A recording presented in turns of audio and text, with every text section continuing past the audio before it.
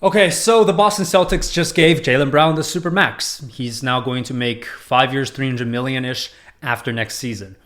And a month ago, I made a video saying exactly for the Celtics to not do this. And in the past month, I've had time to reflect a little bit because even at the time of me making the video, it seemed pretty clear that the Celtics were going to extend him. So I've had time to think about it and I've had time to hear other perspectives. But I still stand by my general thesis that this is going to be a mistake. A lot of people are saying that this deal is fine because look at how good the Celtics have been so far. For the past 5 years, they've made so many Eastern Conference Finals. They've made one NBA Finals. Jaylen Brown is still young. He's about to be 27. At the end of this deal, he'll be 31, 32-ish. You're going to have him for his entire prime. You're going to have Tatum for his entire prime. And as long as you have those two guys together, you're going to be contenders. And that is true. But just because you've been close doesn't mean you actually have it. There's a difference between making a lot of playoff runs versus actually winning a championship. The Celtics have not proved yet that this is a championship core they can build around.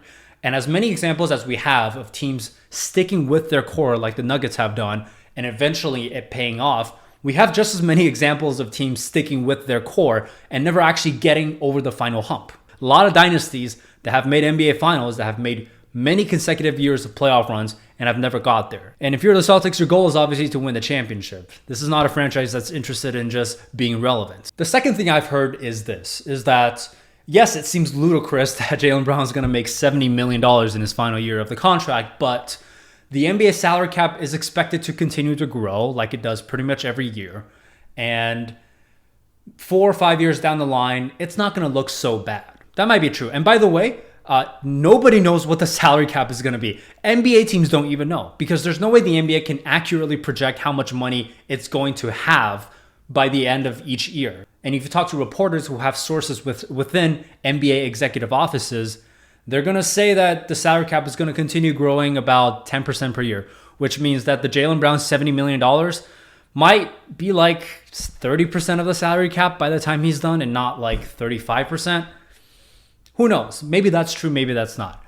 But here's what I do know. Jaylen Brown signing this Supermax means, first of all, you can't trade him next year. But also, this is the Celtics team for the next 2 seasons. It's Jason Tatum, Jaylen Brown, Robert Williams, Derek White, and Kristaps Porzingis.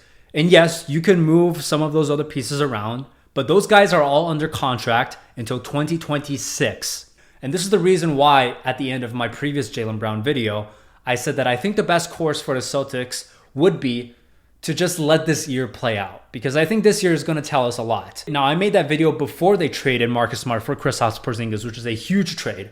It's a huge shift in not only personnel, but also identity of the team. This morning I was digging around the Boston Celtics. I was digging around a lot of their team stats and looking at their past 5 years. And their rating differential has consistently been top of the league. So rating differential, just for a quick explanation, offensive rating is how many points you score per, let's say, 100 possessions. Defensive rating is how many points you can prevent or how many points you let the opponent score per 100 possessions. And so the rating differential is basically just the difference between how good is your offense versus how good your defense is. But the rating differential doesn't always translate to wins, right? Because as a team, you could win one game by 20 and then lose the next 5 games by 1 point. You're going to have a positive rating differential over those games, but you're going to have a negative record if you lose a bunch of close games.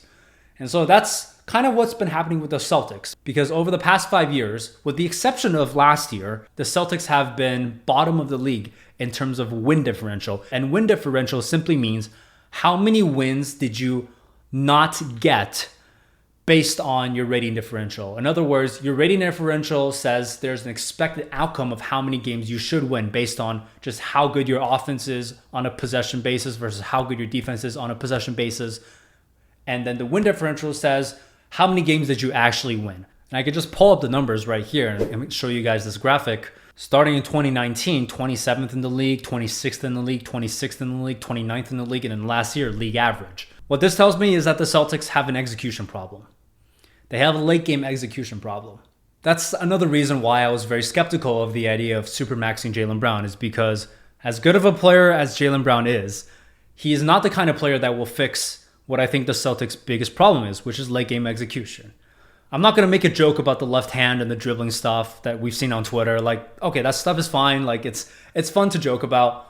But like in all seriousness, he's just, yeah, he doesn't have that part of his game, Which, by the way, you want to know why every single year the Celtics are in the playoffs, you have all these graphics that come out from ESPN's analytics saying, oh, the Celtics have a 90% chance to win the series, and then they don't win the series. That's mainly because their rating differential is so good during the regular season, and all the advanced analytics machines that crank out these percentages of a team winning a particular series, they're mostly just looking at stuff like rating differential. But of course, you can't predict basketball with analytics, right? There's such a thing as late game execution. There's such a thing as team chemistry during important moments. Grant Williams recently on JJ Redick's podcast talked about how the Celtics lost their chemistry.